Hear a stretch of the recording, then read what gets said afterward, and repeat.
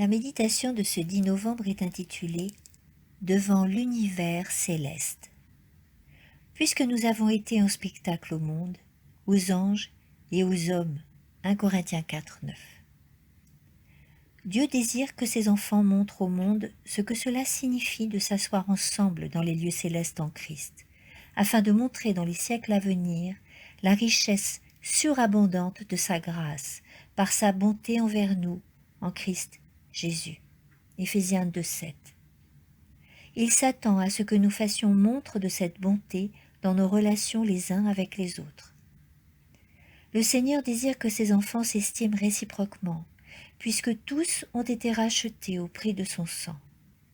C'est seulement ainsi qu'ils sauront ce que cela signifie de s'asseoir ensemble dans les lieux célestes en Christ. Nos lèvres doivent être sanctifiées par le charbon ardent de l'autel de Dieu. Alors, nous prononcerons des paroles édifiantes qui épurent et noblissent, des paroles remplies du parfum de la justice du Christ et qui ont une odeur de vie qui mène à la vie. Le Christ veut que ses disciples soient comme lui, parce qu'il veut être adéquatement représenté dans le cercle familial, dans l'Église et dans le monde. Il veut que nous nous servions réciproquement. Ce faisant, nous nous maintiendrons suffisamment occupés. Nous devons l'accepter comme la source de notre efficacité, notre force, afin de révéler son caractère au monde.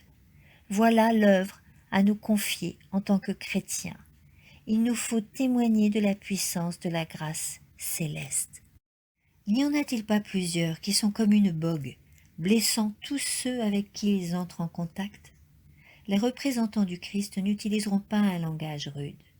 Leurs paroles seront toujours plaisantes et utiles.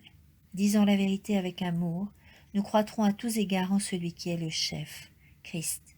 Éphésiens 4, 15. Dieu veut que ses fils et ses filles révèlent la puissance de sa grâce devant la synagogue de Satan, devant l'univers céleste et devant le monde, afin que les hommes et les anges puissent savoir que le Christ n'est pas mort en vain. Montrons au monde que nous avons reçu la puissance d'en haut. Puisse Dieu aider son peuple à sortir du fossé dans lequel il est tombé, pour venir là où ils peuvent marcher et parler avec Dieu. Alors, à mesure qu'ils reflèteront la lumière et la joie du ciel, Dieu lui-même se réjouira à leur sujet en chantant. Amen.